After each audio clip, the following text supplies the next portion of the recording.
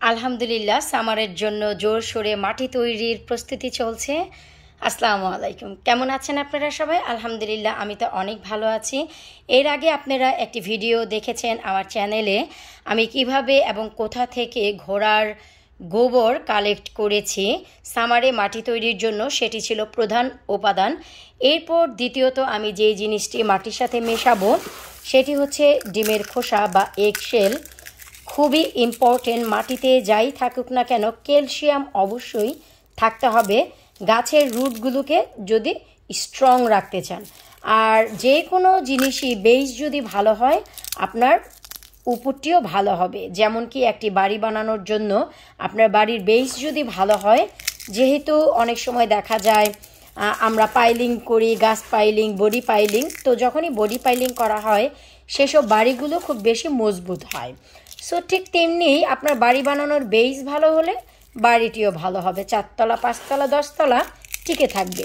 ঠিক তেমনি আমাদের গাছ যত পুষ্টিকর জিনিসই আমরা অ্যাড করি না কেন শিকড়টি যেন ভালো থাকে, তাই ক্যালসিয়ামের ব্যবস্থা তো করতেই হবে। তাছাড়া এই যে আপনাদের এগশেল ক্যালসিয়ামের সাথে সাথে মাটিতে যে অ্যাসিডিটি সেটিও কমাবে, সয়েলের পরিমাণও কমাবে। তো এটি হচ্ছে আমার মাটি প্রস্তুতি করার দ্বিতীয় ধাপ।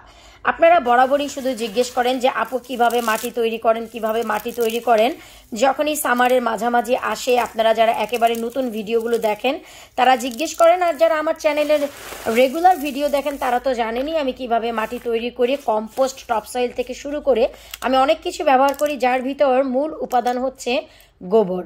সেটা হতে পারে ঘোড়ার গোবর অথবা গরুর গোবর, যার যার আশেপাশে যেই ফার্ম আছে সেখান থেকে কালেক্ট করবেন, অথবা বর্তমানে এখন আমাজন বা ইবেতেও অ্যাভেলেবেল আছে।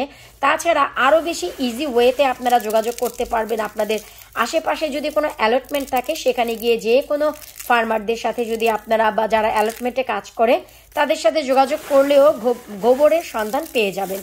এরপর মাটিতে আমি মিশাবো হচ্ছে এই এগশেল। আসলে ধাপে ধাপে এই জন্যই দেখাচ্ছি, কারণ ওই যে বললাম যে আপনারা মিডল সামার থেকে জিজ্ঞেস করেন, তাই ভাবলাম এবছর একেবারে আর্লি সামারে আমি মাটি তৈরি থেকে শুরু করে সব কিছু আপনাদের সাথে ধাপে ধাপে শেয়ার করব।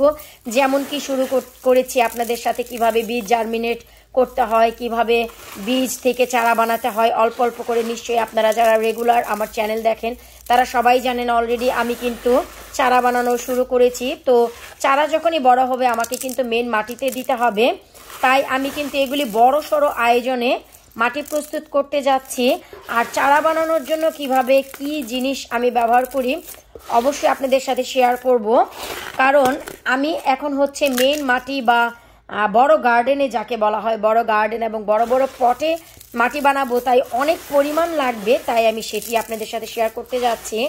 আর আমার যেহেতু যখনই আমি বীজ বানাবো তখন সরাসরি কিন্তু কম্পোস্টে আপনারা বীজ জার্মিনেট করে দিয়ে দিতে পারেন একেবারে ছোট পটে। তারপর যখন আপনারা 3 ইঞ্চি পটে ট্রান্সফার করবেন তখন হচ্ছে আপনাদের বেশ কিছু জিনিস মাটির সাথে মিশাতে হবে। আমি আপনাদের সাথে ধাপে ধাপে সব কিছু শেয়ার করব। তো আসলে আমাদের এই জিনিসটি জানা খুবই খুবই খুবই জরুরি।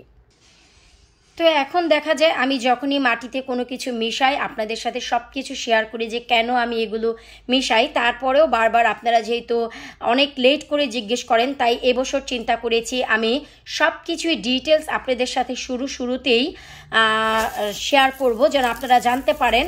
অন্ধ থেকে আপনারা কোনো কিছুই করবেন না, চোখ কান খোলা রেখে তারপর আপনারা সব কাজ করবেন। তবে সবার শুরুতে আপনাদেরকে আমি রিকোয়েস্ট করব, প্লিজ ভিডিওটিতে যদি আপনারা আজকে নতুন এসে থাকেন ভিডিওটি ফ্রেন্ডস ও ফ্যামিলির সাথে শেয়ার করবেন, এতে করে নতুনরা কিছু জানার এবং শেখার সুযোগ পাবে। তাছাড়া ভিডিওটি শুরু থেকে শেষ পর্যন্ত না টেনে দেখার চেষ্টা করবেন, কারণ আমি প্রত্যেকটি ভিডিওতে চেষ্টা করব ডিটেলস সব কিছু বলে দেওয়ার। এই যে এগশেল এগুলো আসলে আমাদের মুরগির ডিমের যে খোসা সেটি। আপনাদের জানতে হবে যে এই এগশেলে 96% ক্যালসিয়াম কার্বনেট রয়েছে। এই জিনিসটি কিন্তু খুবই খুবই খুবই এসেনশিয়াল আমাদের প্লান্ট নিউট্রিশনের জন্য। এটা হচ্ছে খুবই এসেনশিয়াল একটি প্লান্ট নিউট্রিয়েন্টস, যা কিনা আমাদের গাছের গোড়ায় যে মাটি থাকে সেই মাটির সয়েলের যে অ্যাসিডিটি তা কিন্তু কমিয়ে দেয়, এবং আমাদের গাছের যে ফার্স্ট যে গ্রো হয় তা ডেভেলপ করতে কিন্তু অনেক হেল্পফুল এই এগশেল। আপনারা আউটডোরের যত প্লান্ট আছে, ফ্লাওয়ার, ভেজিটেবল, এমনকি ফ্রুটস ট্রি, ফলের গাছপালা থেকে শুরু করে সব কিছুতে আপনারা এটি ব্যবহার করতে পারবেন। সো আপনাদের মনে রাখতে হবে এগশেলে কিন্তু 96% ক্যালসিয়াম কার্বনেট রয়েছে। আপনাদের এই জিনিসটি পাই টু পাই জানতে হবে যে এটা কতটুকু এসেনশিয়াল নিউট্রিয়েন্টস আমাদের গাছের জন্য। মাটিতে অনেক অ্যাসিডিটি থাকে, তা কিন্তু কমাতে অনেক বেশি সহায়ক। সব থেকে বড় কথা হচ্ছে ফাস্ট গ্রোর জন্য খুব ইম্পর্টেন্ট হচ্ছে এই এগশেল। তো আশা রাখছি আজকের এই ছোট্ট ভিডিও আপনাদের ভালো লেগেছে। পরবর্তী ভিডিওতে অবশ্যই শেয়ার করব যে আমি গোবর এবং এগশেলের পর আর কি ব্যবহার করতে যাচ্ছি। বিদায় নিচ্ছি আজকের মতো। আল্লাহ হাফিজ।